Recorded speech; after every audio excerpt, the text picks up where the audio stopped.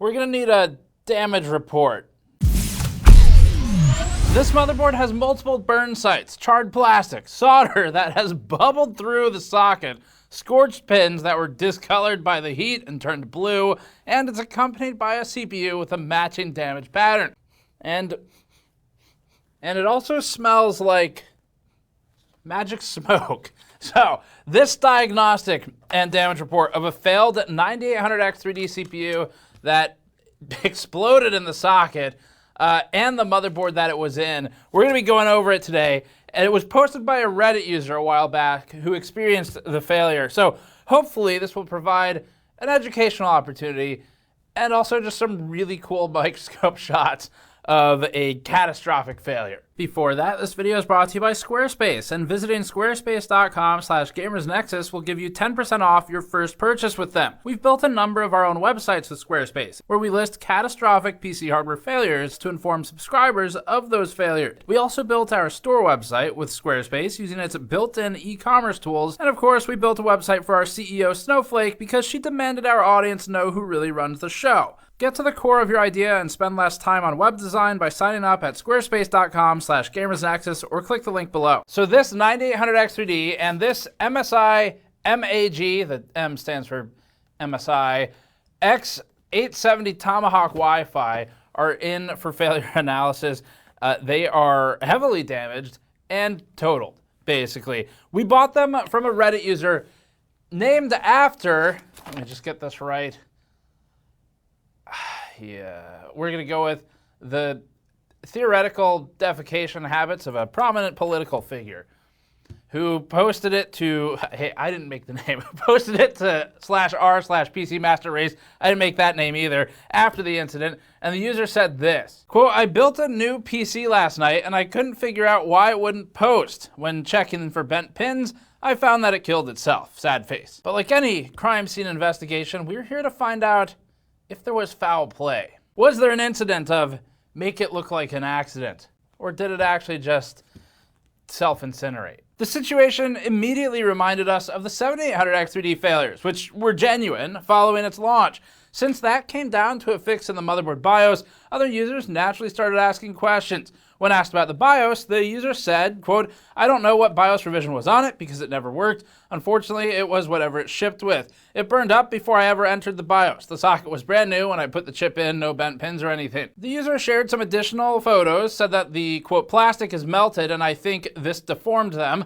It's a chicken or egg thing. This was not water cooled. There was no water around this PC. I don't see any stickers with the BIOS revision on it," and then provided some photos of the system. And as you can see from the user's photos, it's pretty bad news. But we have our own evidence and microscope shots to get into today because the user, and we're very grateful for this, was willing to sell us the components. Now the root cause last time, back with the 7800X3D, mainly came down to excessive voltage over an extended period of time, possibly in conjunction with poor internal thermal protections and motherboard overcurrent protection, or OCP, being set way too high.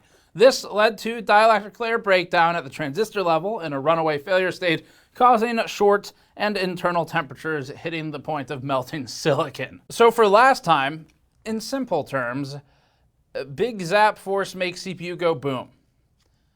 Or in simpler terms, holy shit, it's at 35 amps. Oh, it's on fire. Yeah, I can smell it. Jesus Christ, 200 Celsius. Holy shit. Ultimately, that issue was fixed with BIOS updates that leveraged stricter controls, especially around VSOC, as handed down from AMD to the board manufacturers. But this new failure likely isn't the same. And a lot of the internet pointed towards a potential user-caused damage from improper installation of the CPU in the socket. Now, we had some commenters tell us, some people email us, very concerned because they were worried that we were buying parts that were the result of user failure and someone else's mistake. And I did want to address this because while we really appreciate that concern, the way I view it is this. The audience puts us in a position where we can't do this all the time, but we can take a risk of bailing someone out of what may be their own failure or maybe the failure of the companies who made the parts that failed. And regardless of what case that is, we can do that because you all have enabled it. And in either situation, one, frankly speaking, it does sustain the business regardless. And two, we kind of get a good outcome either way. If it's a user failure, we have something educational. We get some pretty cool damage shots we don't normally get to see, and we can learn about what caused it and hopefully help prevent it for someone else. If it's a manufacturer issue, though, and this is really why we buy it, you never know when some random user has accidentally just discovered the next billion-dollar fuck-up from some major mega corporation that otherwise would have been swept under the rug. And that's what happens in these situations where we posted on that Reddit thread immediately and asked to buy it, and I had messages from AMD and from MSI who were both like, hey, we could really use those parts, or could you at least let us know what happened? And that's precisely why we jump in, because regardless of who caused the failure, in the situations where it is the manufacturer, if we or some other third party are not able to get a hold of those things and independently look at it, the internet will never hear about it again. And if you do, it'll only be in a way that benefits the company as they sort of bury the issue and make it so that it's not really clear what happened. There's no more evidence to disprove them because they've collected it, and that's why we get involved. So I just wanted to say that because I know some people were concerned about us getting, I don't know, I guess taken advantage of, but I don't see it that way regardless of whose fault it is. So obviously we can't do this for every situation, but in situations where we think there's at least a chance it was a manufacturer issue and this one reflected a previous one, then we get involved. And besides, worst case, we find out it's improper installation. We help the guy out in the process. He probably never makes that mistake again, and we can all learn something, and then we all just move on. So it's really not that bad of an outcome. All right, let's get into the damage report. The bottom of the 9800X3D has two major burn sites with discoloration, charring, a hardened enamel-like substance that has bubbled around, and individual points of concentrated scorching where the tips of the LGA socket pins were located. Also, it smells bad. The motherboard socket has damaged areas directly matching the pattern from the bottom of the CPU. The pins themselves are slightly bent out of alignment and discolored, with a few showing an intense bluing, as seen on heat-treated metal or something. Solder from under the socket actually flowed up and onto some of the pins, and the bed of plastic is scorched, appearing molten. There's also one pin near the bottom that's badly bent over, without visible burn marks. And it, too, smells bad. The plastic edge of the socket is damaged in two major locations. The bottom left corner shows marring along a slight angle on both the left and bottom borders of the socket area. Along the bottom edge, the plastic alignment pin is clearly misshapen, appearing crushed. Moving to the bottom of the socket actuation mechanism, or SAM as AMD calls it, also known as an ILM in Intel speak, the hole in the base shows 2 points of physical wear accompanied by discoloration on the PCB itself. This area differs in design between the AM5 socket manufactured by Foxconn, which this is, and the other AM5 socket made by Lotes, which we'll look at later. A final sign of damage is a missing chunk of plastic between pins 3 and 4 on the ATX 24-pin header, which we wouldn't have expected. Now that's a lot, so in technical and short and simple terms, this board is f***ed up. We haven't observed any damage to the backside of the board, underneath the socket, or really anywhere else. That includes the top part of the SAM. We inspected everything, PCIe slots, M.2 slots, but the top side of the SAM, or the ILM, is the one that some people online thought looked bent in the user's photos. It is not bent. We looked at it very closely. That may have been lighting or something, and those users are incorrect for assuming it was bent. The CPU and motherboard are irreversibly and catastrophically damaged, though. So knowing all of that aftermath, we need some testimony. And so we went through Reddit to get first-hand accounts from the user, and that included the following. In reference to the pins, the user said, quote, "They were definitely not bent prior to installing the CPU. The CPU is bulging where it's burnt, and the MOBO socket is slightly melted." When asked if all the power cables were plugged in, the user replied, quote, "Yes, everything was in place. I checked all connections when it wouldn't post, and everything was fine. Nothing was in the socket when I put the chip in. That was the first time it was ever opened. I did not update BIOS prior to trying to boot," end quote. And this is about the time where we stepped in, offering to purchase the parts from the user for the full retail price. Moving on to our hypothesis, we thought the most likely cause of all this would be a dead short to ground, not a flaw inherent to the CPU or to the BIOS. But this still leaves two options. And going into this, I asked Jeremy on our team, who did the research for this piece and the testing, the sort of pixel counting, all that stuff, I asked him to keep an open mind as to what the cause could be and try to go into it without the assumption of improper installation or manufacturing defect, and we'd figure it out as we went. So those are the two options. Option one would be a defect in the socket potentially caused at the factory. As an example, if the motherboard factory misaligned the socket somehow and the automatic optical inspection machine didn't catch it, they get the pins a little bit off. Maybe there's a defect in the socket plastics itself, where because of the defect to the socket plastic, the user is almost sort of forced to misalign the CPU on installation. So this would be one possible option where it could lead to a misalignment of the CPU in the socket and then a short. Of course, there's effectively infinite things that could be wrong inside of a motherboard that we can't really see as well, but this seems the more likely. Option two is improper installation. So one's pretty simple, where if the user installed the CPU into the motherboard in such a way that it caused socket damage and misalignment of the CPU in relation to the pins, then that would also be sufficient to cause a short, and possibly likely. It's possible this issue is caused by something that we can't account for at all, again, like some kind of miswiring internal to the motherboard, but given the evidence we have, we believe that improper installation is the most likely cause here, and we can still learn from that. So now for the details and the evidence to support our hypothesis. The CPU appears to have been installed with an offset within the socket by about 1.01 millimeters diagonally to the left and down at the bottom edge where the socket's lower guide pin is located. This is enough to cause the pins to mate with the wrong pads. To determine this, Jeremy on the team took a measurement based on converting the known width of the guide pin, which is 1.3 millimeters, and then pixel measuring the microscope shots by counting the pixels. Took a while. There's lots of pixels. This got us the distance between where the CPU's guide cutout is supposed to sit versus where the plastic is crushed on the guide pin. Then we converted it to millimeters. It's not exact, but it's pretty close, and it establishes the basis of our hypothesis. This is generally supported by the marred edge of the socket at the bottom left, and possibly faint rounding off along almost the entire bottom interior edge. This would also result in the bottom edge of the CPU being raised away from the socket in the Z-axis, adding light or poor pin-to-pad contact into the mix, or in other words, higher resistance.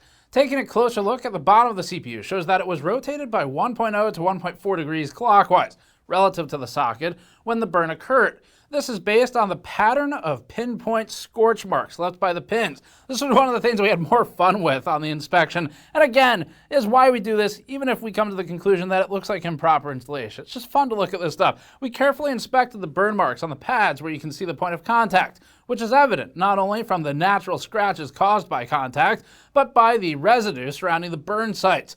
They should contact the pins in parallel rows, but the marks clearly show an angle where as you go along the pins, you see it diverging. Measuring in software, we came to the 1.0 to 1.4 degree offset. Analysis of the burned pins in the socket shows that all of them are VDD-CR, or core voltage pins, that are down and or left of VSS, or the ground pins. If the CPU is shifted down and left in relation to the socket, then the burned VDD-CR pins would have been in contact with VSS pads on the CPU, causing the catastrophic short circuit. The fact that the top row of pins in the bottom half of the socket has no burns at all supports this, as those pins would have been in contact with the CPU substrate, not any pads. There is nothing else conductive to touch in that direction until you get across the gap to the upper field of pads. That said, not all VDD-CR pins that were nearby to ground got burned. We can speculate on a few reasons for this. The skewed angle of the CPU across the Z-axis and the unknown pivot point would make the offset inconsistent across the 2D plane of pins. It's produced by the modial interaction of magneto-reluctance and capacitive diractance. It's also possible that some of the pads on the single CCD 9800X3D are not connected to anything internally, if they're not used. The marring and discoloration where the tip of the SAM, or in Intel words, the ILM, touches the motherboard PCB is less conclusive evidence as compared to the rest. Best case scenario, it's just physical wear, unrelated to the burning incident.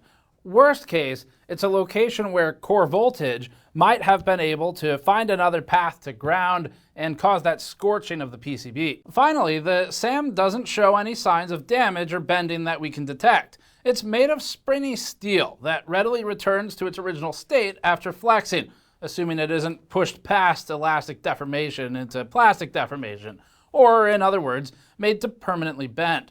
We think the area suspected of damage in the user's photo is an optical illusion, a reflection or light shining through the top of the case. So then for clarity, it's not bent, at least not in the way that people in the Reddit comments were starting to speculate. Through all this, we want to make something pretty clear here. So the user should not just be bashed for this. This sort of thing can happen to anybody. It's easy to make a mistake like this, even if you built a lot of computers. And that's especially true with newer platforms. We're also grateful that the user was willing to sell the parts to us. I mean, even though, yes, we were paying for them, this is probably the sort of thing that can be embarrassing. And it serves as a great educational point for not only people who might be quiet, but are also prone to making the same possible improper installation if our hypothesis is correct. But also, we learned some pretty cool stuff about sockets and all of this, where we didn't notice the two types of socket manufacturers that we've seen actually have some differences in them. So that was kind of cool. But anyway, it was fun for us working through the diagnostic. All right, so all of this led to one observation that we didn't have before, and something we didn't realize, which is we have a new sort of concern about the different ILM or SAM styles for AM5. There's a socket by Foxconn, and there's a socket by Lotes. And actually, Intel also has multiple socket vendors. Research on this piece led us to realize that there's actually a lot of differences between these in ways that might not seem obvious and should be immaterial to the functionality, but they're still interesting. For example, the Foxconn socket has solid pins and solid plastic, while the Lotes socket has split pins and a more skeletonized plastic molding.